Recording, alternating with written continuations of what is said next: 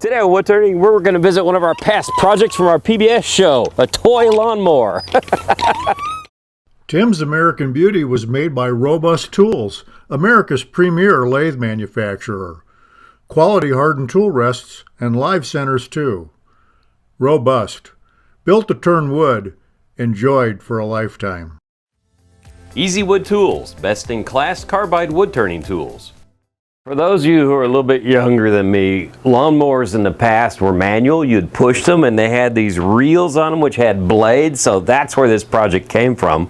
And by the way, I dug this one out of storage. It's been in there for 10 years, and so I've done some modifications to it and made it a little bit different. One is I fixed the squeaking thing.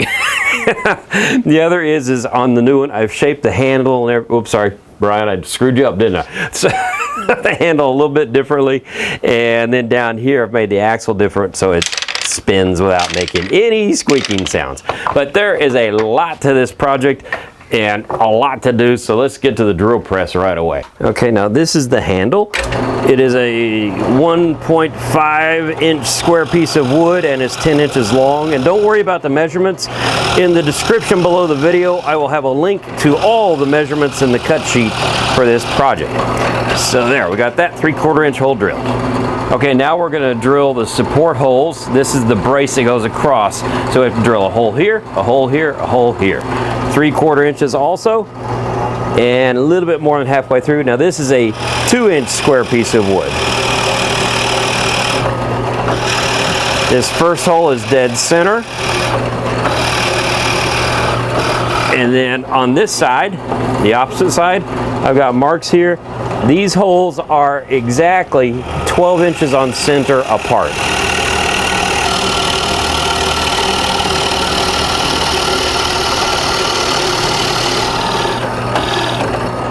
Before we get started, I want to thank our sponsors, Robust, who makes these wonderful lathe that we use right here, the American Beauty, and Easy Wood Tools, who helps provide some of the tools that we use in the show. Without them, we wouldn't be able to do this, and we wouldn't be here having all this fun. Now, the first thing I want to do is mount our wood on the lathe, and I'm going to use a steb center. So a steb center is a center with a spring in the point. And this is a production turning tool because this will allow me to take pieces of wood off the lathe with the lathe still running. And there's going to be several times where we'll be doing a lot of different parts, or the same part, and doing multiples of it, and we need that ability. Now, why am I doing this project again? Well, we've had a wonderful little young lady come into our lives, McKenna. She's our great niece.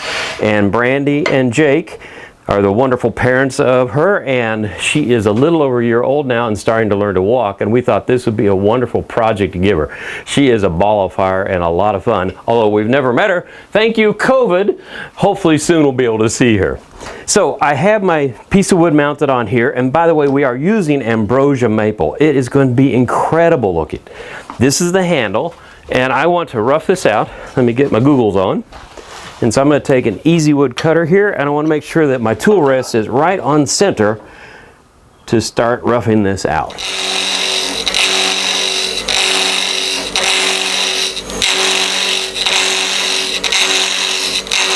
The first thing I changed on the design was the handle. I wanted to make it thinner right here and straight. The other one was kind of curvy. Well, this little hand stay here without sliding off the edge, because if you slide off the edge when you're pushing this thing, you whack yourself in the face. Don't want to do that. So I'm going to take my zero-centered ruler here and rest it on the bar right here. This is a steel metal rod, hardened steel that Robust makes for their tool rests. Really cool for a tool rest. It doesn't get dings or scratches. But anyway, I have this centered up here. We're going to turn this on. I want to make this about 8.5 inches to 9 inches long. So let's just go ahead and mark this out here as my end. And so see, I can do 4 1/4 on either side, so I know I'm symmetrical. So I want to make that about 1 inch wide on the little balls on the end. They'll probably be a little narrower once I get into the cutting. And then here in the center, I want to come out about 3/4 of an inch, like so. And then that gives me enough area here. Now this will probably widen out. This will be the grip. So we'll get to turning on that and work on this shape for a little while.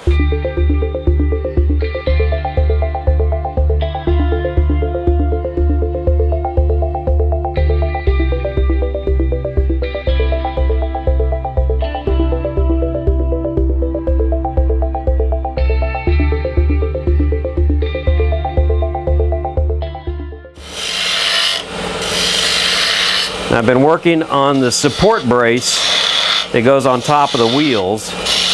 This is what it looks like right here. That's the one we drilled the 3 holes in just a little bit ago. And it's just spindle turning again. And so I'm just nipping the end down here a bit. And we will take this to the bandsaw later and just cut these little ends off. I'm not going to bore you with sanding. There's so much sanding to do in this project, you'd be asleep by the time we got done with it. So anyway, I'll get this to where I want it, and then we're going to move on to the next piece. So the next thing we're going to turn are the wheels. I've already turned one, and we're just going to do a neat little shape in it. And on this side, we have even less of a shape, but this is critical. This is the inside of the wheel. I'll show you how to drill the holes in a second, but you need to leave about 3/4 of an inch here flat because we're going to drill 1/2 inch holes. So when you're turning, just make sure you leave this flat and don't make this as wide as this. And also don't go real deep here because these holes will go through. Hey, anyway, now how are we going to hold this thing on here? Well, that's quite a challenge, right? Well, I turned a jam fit spindle chuck, whatever you want to call it, that little nub. So this goes on here, and I have to push on. It's a little dusty, that hard to hold it. And I'm going to bring up my robust live center with the cone in it, and that spindle that's coming out, that little tip, is not long enough for that to hit it. So now this is putting pressure on there. So when I start turning this, it's not going to fly off. And the first thing I want to do is I want to round out the wheel and get it to the same diameter as this one. So this is in a bowl blank orientation, so you want to use a bowl gouge at this point and come in from the side because we have side grain and then we have end grain coming at us. Now I cut these blanks to 5 inches in diameter, and I probably could have made them like 5 1/4, give myself a little more to play with, because the last thing you want to do is make the wheels different heights, because if you make the wheels different heights, then it's going to be crooked and you got a little kid who's going to be going one circle all the time. Kind of like NASCAR. Anyway, let's see. Oh, we are flat there. Now I want to round this edge, and the easiest way to do it is with a pull cut with the bowl gouge. You have to be very careful about the presentation. Don't have the tool up, have it to the side, or you will get a nasty catch.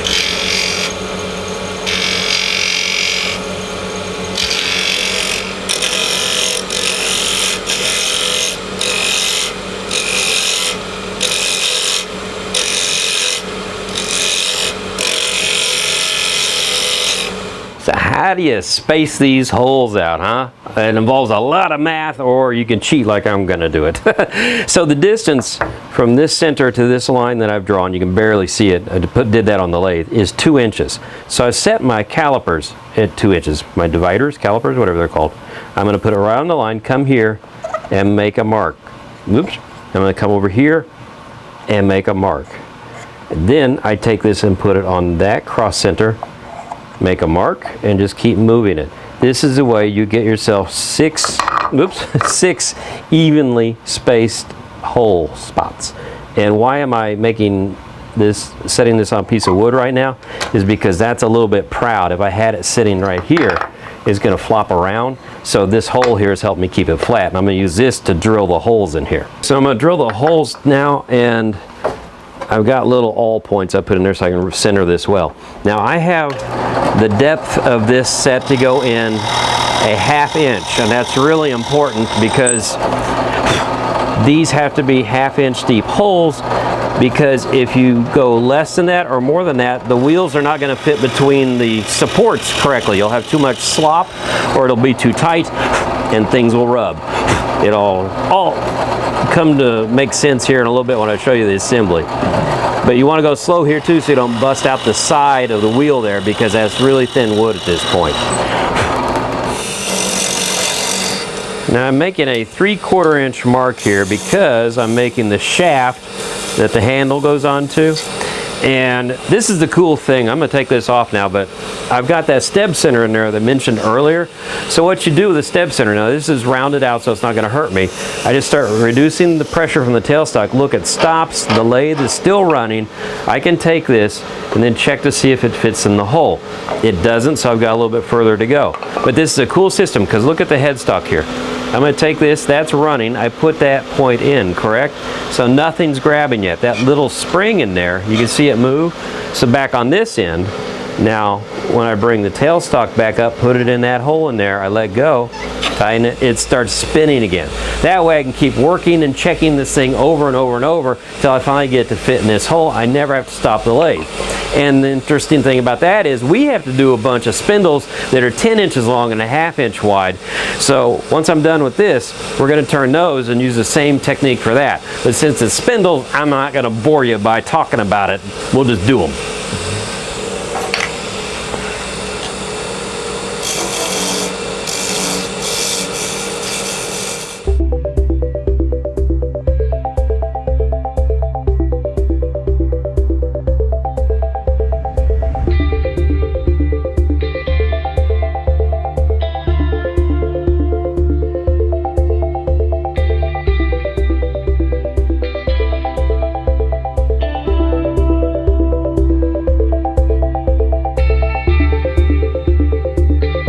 Who's barking out here? Who's barking out here? Huh? Oh, you out there barking? Ah! Oh, look at you. That's a good boy. That's a good boy. Okay. See you later. Bye. Now off camera I turn the axle supports. They're 3/4 inches and go into a slot. This is a 14 millimeter hole. That's extremely important. That's slightly bigger than a ½ inch, of which our axle size will be a ½ inch. That's how I got rid of the squeaking this time. Because the axle I'm going to turn, this is going to jam fit into the wheel. You can see I made a little ridge here. That goes between the wheel, push this in, hope I can get it back out, and this shaft. So when this goes on here like so, it doesn't squeak. Now the reason I'm doing the axles last is I just want to see how much space I have on either side of the wheel to see how wide I have to make that little bit there. So it looks like I can duplicate this one and I'm going to be perfectly fine. So we're going to go to the lathe and turn these.